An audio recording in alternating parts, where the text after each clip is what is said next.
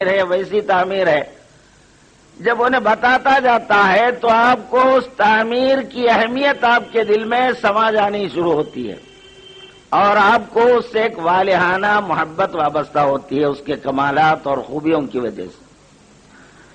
تو وہ محبت اگر کوئی شخص مکہ مسجد کے خلاف کچھ بولا تو آپ سے برداشت نہیں ہوتی، حالانکہ مکہ مسجد نہ ہمارے باپ کی ہے نہ ہمارے دادا کی ہے، مگر چونکہ اس کے کمالات سے آپ مرعوب ہو گئے ہیں، اس کے کمالات کو چاہنے لگ گئے ہیں، تو اس کے خلاف سننا آپ گوارا نہیں کرتے. تو اس کا مطلب یہ ہوا کہ کسی کی خوبیوں کا جب ہمیں علم ہوتا ہے تو اس سے محبت ہو جاتی ہے. چنانچہ محبت کے اسباب میں سے ایک سبب یہ ہے کہ کمال، کہ کسی میں کمال ہو، با کمال شخصیت یا با کمال چیزوں سے محبت ہو جاتی ہے، فطری کیفیت ہے انسان کی. اسی طرح خوبصورتیوں کو دیکھ کر، حسن کو دیکھ کر اس سے محبت کرنے لگتا ہے انسان، حسن سے متاثر ہوتا ہے، کمالات سے متاثر ہوتا ہے. اسی طرح عطاؤں کی وجہ سے، کرم نوازیوں کی وجہ سے، کرم کرنے والے سے محبت ہو جاتی ہے. تو یہ فطری چیزیں ہیں.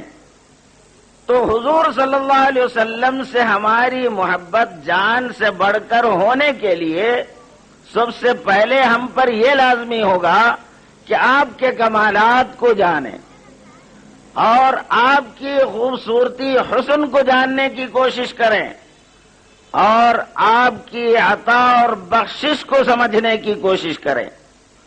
جب آپ کے کمالات، آپ کی عطائیں اور آپ کی خوبصورتی ہمارے سمجھ میں آ جائے گی تو فطری طور پر ہمارے اندر آپ سے محبت ہونا لازمی. چونکہ ہم ساری دنیا کے چیزوں کے کمالات کو سیکھنے سمجھنے کی کوشش کرتے ہیں، اگر کوشش نہیں کرتے تو صرف دین اور ایمان کے عنوان سے جو حقیقتیں ہمارے لیے ہیں ان کو ہم کبھی سمجھنے کی کوشش نہیں کرتے. کبھی ہم اپنے خدا کو پہچاننے کی کوشش نہیں کریں کہ خدا کہاں ہے، خدا سے میری زندگی میں کیا رابطہ ہے، کیا تعلق ہے، اللہ سے میرا ربط کیا ہے، تعلق کیا ہے، اللہ مجھے کیا دیتا ہے، میں اس سے کیا لے سکتا ہوں. کبھی آپ نے غور کیا ہے اس مضمون پر؟ آپ اپنے رب پر ایمان لا چکے ہیں، اللہ میرا رب ہے. رب کے معنی پرورش کرنے والا، پالنے والا. تو اللہ رب ہے، مگر آپ کا ذہن یہ کہتا میں اپنے گھر کو میں پالتا ہوں، میں اگر نہیں پالا تو میرے گھر والے بھوکے مریں گے. پھر تم بھی پالنے والے ہیں، اللہ بھی پالنے والا ہے، یہ کیا ہے؟ یہ دو پالنے والے کہاں سے آ گئے؟ تو اگر ہے کیا مسئلہ؟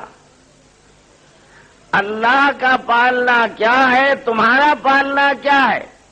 جب تک اس فرق کو ہم نہیں سمجھیں گے، اللہ کے رب ہونے کے بارے میں، اللہ کے رب ہونے پر ہمیں یقین نہیں آئے گا اور اللہ سے کام لینا نہیں آئے گا.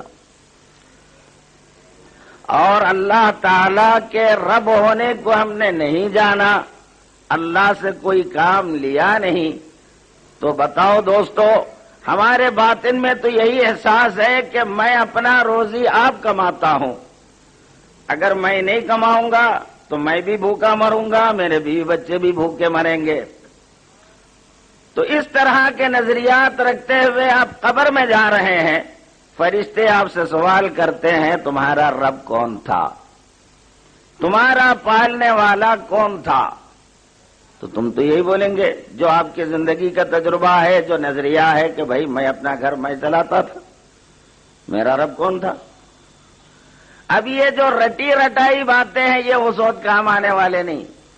ہم جو منہ سے خالی الفاظ جو سیکھ لیے ہیں، طوطا رٹے جیسا اللہ میرا رب ہے، مگر اندر کی دنیا میں اللہ رب نہیں ہے، خود ہی رب ہیں، یا ہمارے باوا ہمارے رب ہیں، یا پھر ہمارے بھائی رب ہیں، یا کاروبار رب ہیں، یا نوکری ہمارا رب بنا ہوا ہے. تو اللہ کی ربوبیت کو کبھی ہم نے سمجھنے کی کوشش نہیں کی. اسی طرح ہم اپنے آقا محمد الرسول اللہ صلی اللہ علیہ وسلم کی رسالت اور آپ کی رفعت شان کو بھی کبھی سمجھنے کی ہم نے کوشش نہیں کی۔ اگر ہم سرکار کو سمجھتے صحیح طور پر جیسا کہ صحابہ نے سرکار کو سمجھا تھا، سرکار کو دیکھنے والے کفار بھی رہے، عمر بھر سرکار کو دیکھتے رہے، منافق بھی دیکھتے رہے، لیکن کبھی سرکار کو پہچانے نہیں۔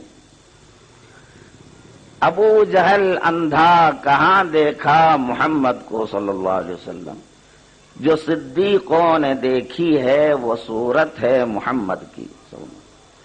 تو سرکار کی صورت صدیقوں کو، اللہ والوں کو، صحابہ کو کیا نظر آیا تھا، اور ابا لہب، ابو جہل وغیرہ کو کیا دکھا تھا؟ تو نظر نظر کا فرق ہوتا ہے۔ جو اعتبار اپنے میں لیا ہوا ہوتا ہے آدمی، اسی اعتبار سے اس کو چیزیں نظر آتی ہیں۔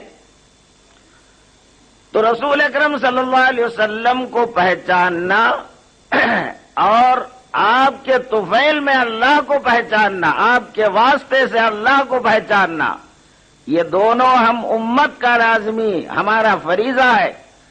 یہ ہم پر لازم ہے کہ ہم سب سے پہلے اپنے آقا کو پہچانیں، اور پھر اپنے رب کو پہچانیں، پھر خود کو پہچانیں ہم خود کون ہیں۔ جب تک یہ چیزیں ہم نہیں سیکھیں گے، دین کا علم سیکھنا، دین سیکھنا کا ہمارا مفہوم کیا ہے؟ یسرن قرآن سیکھ لیے، قرآن پڑھنا آ گیا تو ہم سمجھتے کہ دین سیکھ گئے۔ دوستو، یہ دین سیکھنا نہیں ہوتا، یہ تو قرآن مجید جو اللہ کا کلام ہے پڑھنا سیکھ گئے، بہت اچھا کرے، کم سے کم پڑھنا تو آ گیا۔ لیکن دین کیا ہے؟ جو قرآن مجید میں جو بیان ہوا ہے وہ مفہوم دین ہے۔ کیا بیان ہوا ہے؟ سرکار کے بارے میں اللہ کیا فرماتا ہے، خود اپنے بارے میں کیا فرماتا ہے، خود ہمارے بارے میں اللہ کیا بتایا ہے، ہم کبھی اس کو سمجھنے کی ضرورت محسوس نہیں کی۔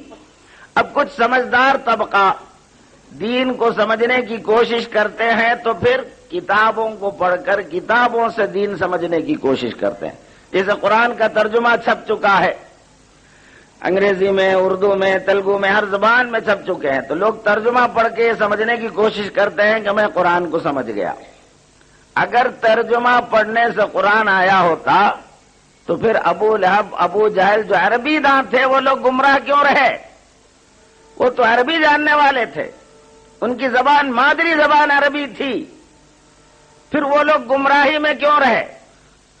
اور اللہ تعالیٰ اگر کوئی اپنے عقل سے، سمجھ سے یا زبان دانی سے قرآن کا فہم اگر کسی کو آ جاتا ہوتا تو اللہ تعالیٰ کبھی رسول کو مبعوث نہیں فرماتے۔